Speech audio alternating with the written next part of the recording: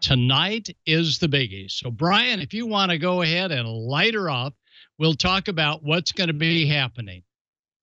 Well, we won't be able to do 10,000 megahertz tonight. At least I don't think we'll have success.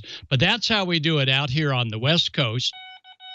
And we had many of you ask the questions, who makes the modules and what is a module for a 10 gigahertz transverter? Well, there's the transmit module that up converts, the receive module that down converts, and all of this is available from several manufacturers, Down East Microwave, SSB, that's right, SSB, Electronic, Kuhn, DB6NT. Simply go to the microwave pages in QST, and you'll see these names prominent. And little devices like this, like putting the kit together, gets you on the air. And there's a new DB6NT transverter for 10 gigs. So you're not having to work down at board level, but you do have to do some assembly required.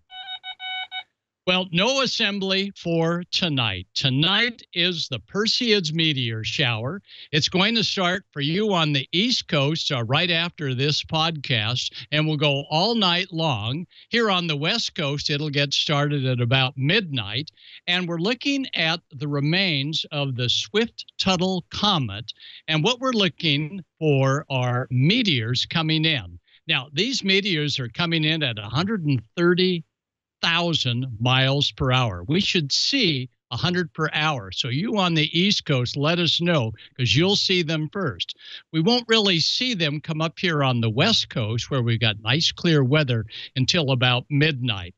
Now, what you'll see will be meteors that will be as bright as Venus. And you know, Perseid is the son of the god Zeus.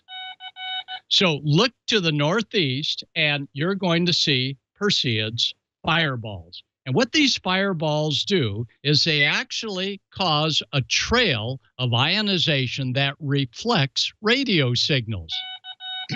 So if you're on some of the bands like 2 meters or the lower frequencies, 6 meters and 10 meters, here's a little bit of what you'll hear before we get a long burn. Listen to the background noise, and then listen for a voice that comes out of nowhere.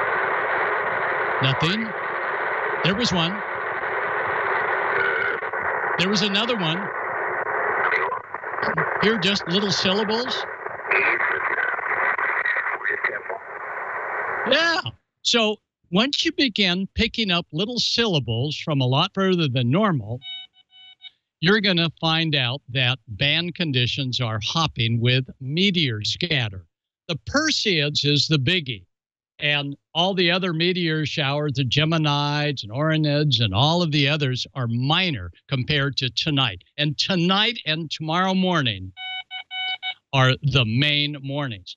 Now, if you have just an FM radio, but that is 2 meter FM, and you're tied into an outside antenna, go to this frequency. There's more repeaters throughout the United States on 146.94 than anywhere else. And here's what you might hear.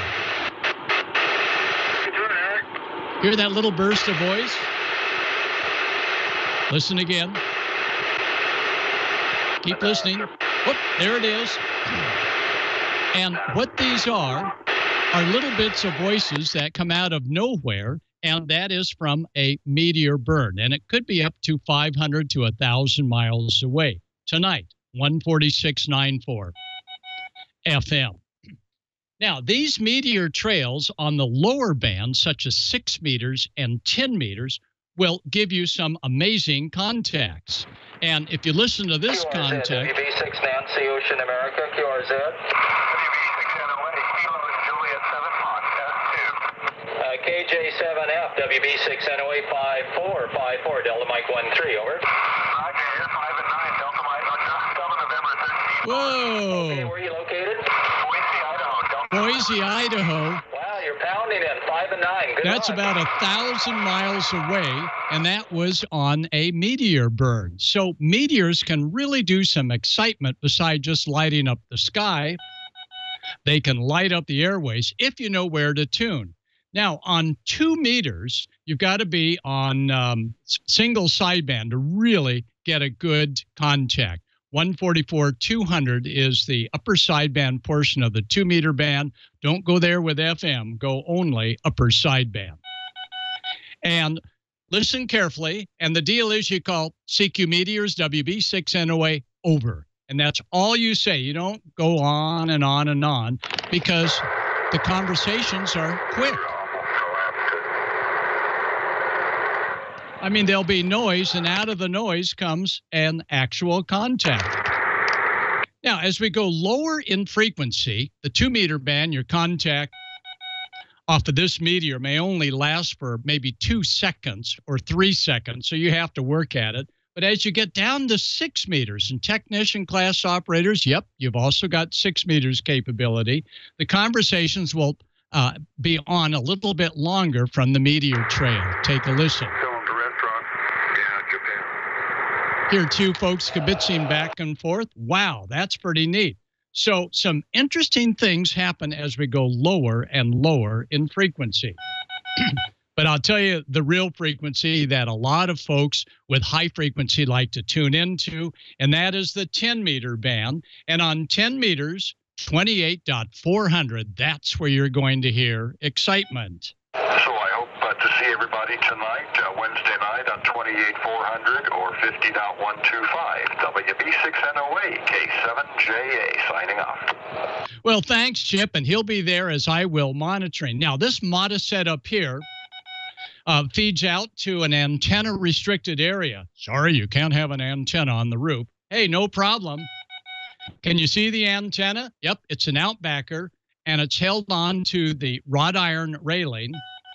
And if you were to look at it from the balcony, there it is, and that antenna was picking up meteors. So, as Chip was saying, 28.400 for most of us is the place to be tonight, and you're going to begin to hear meteors coming all over the place. Now, one other thing, if you live close to an airport, tune in to 75 megahertz. That's part of their instrument landing system. This signal is shot straight up and many times will bounce off a meteor, and you'll be able to hear that signal hundreds of miles away from the airport, in between nothing but what it sounds like static. So, Brian, back to me and back to those of you with capabilities tonight of both watching the meteors as well as taking part in the biggest meteor scatter shower of them all, Perseids, tonight, beginning at dark. I'll hear you on the meteors tonight. Back to you, Don.